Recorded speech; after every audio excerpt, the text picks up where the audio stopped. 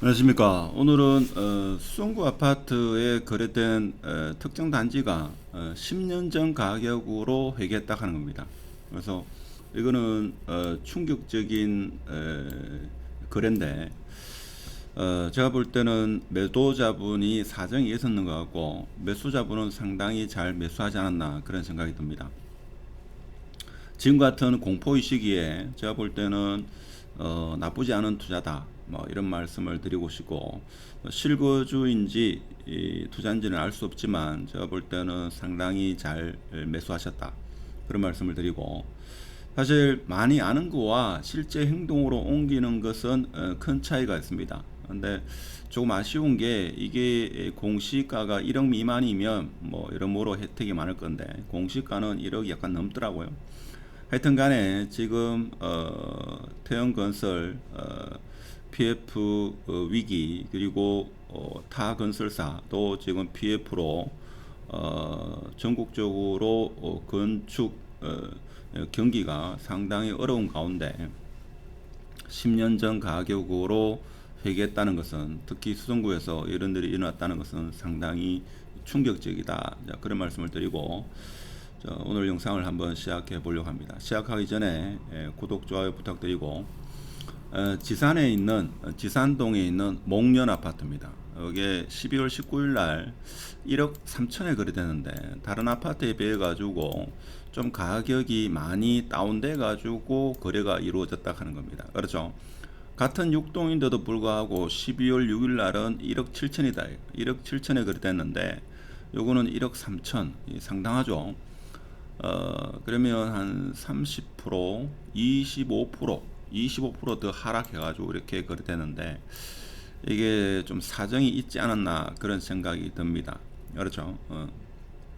그래서 이 가격들을 쭉 보니까 2014년도에 육동에 보면 1층, 뭐 2층, 뭐 1층 해가지고 1억 3천에서 1억 2천에서 1억 3천 사이, 1억 2천에서 1억 3천 사이, 이때 2014년이니까 지금으로부터 거의 10년 전 가격으로 회계했다 하는 겁니다. 상당히 충격적이죠. 그래서 이 단지가 수성구 지산동에 최근에 그 신축이 이루어진 라커에르입니까? 그 단지 못지않게 재건축이 일어나면 뭐 상당히 괜찮지 않겠는가. 사실 지산 건물은 사실 뭐 시에서 뭐 정부에서 재건축 뭐 이야기는 합니다만은 현실적으로 쉽지 않죠. 근데 목련 같은 경우는 3종 일반 주거 지역이기 때문에 재건축 뭐 시간의 문제지 언젠가는 이루어진다 하는 겁니다. 그러면 지금 네이버에 나오는 가격대는 언가 하면 1억 8,500이 최저가로 나오고 있습니다. 그렇죠? 1억 8,500.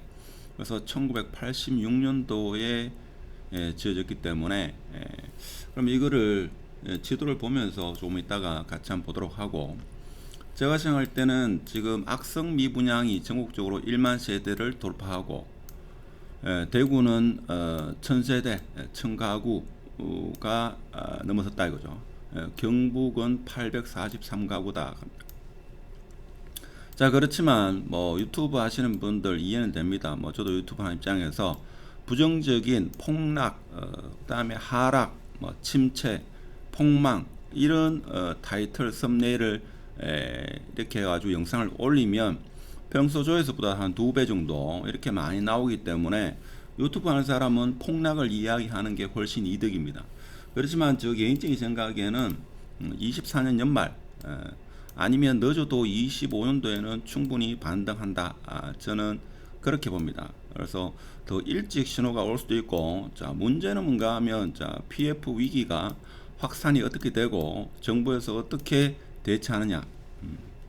일각에서는 PF 위기로 인해 가지고 건설사가 여러 개 무너지고, 그래서 완전 건설사가 부도가 도미노식으로 일어나 가지고 정부에서 부동산 규제 완화, 즉 미분양 대책, 그리고 금리 인하, 뭐 여러 가지 그런 정부 정책이 일어나면 다시 부동산은 반등한다.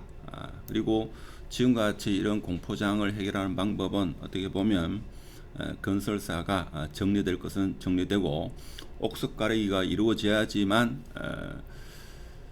건설 주택 문제가 해결되지 않겠나 이렇게 말씀하시는 분도 있더라고요. 하여튼 정부 대책은 제가 볼 때는 나오리라 보고, 물론 지금 어제 서울 경기도권에 사시는 분이 대구, 남구, 서구를 매수하면 1주택인 상황에서 서구, 남구를 매수하면 그것은 주택수로 포함하지 않겠다는 이런 기사가 나왔습니다. 자, 그렇다 보니까 남구, 서구는 조금은 낫지 않겠는가.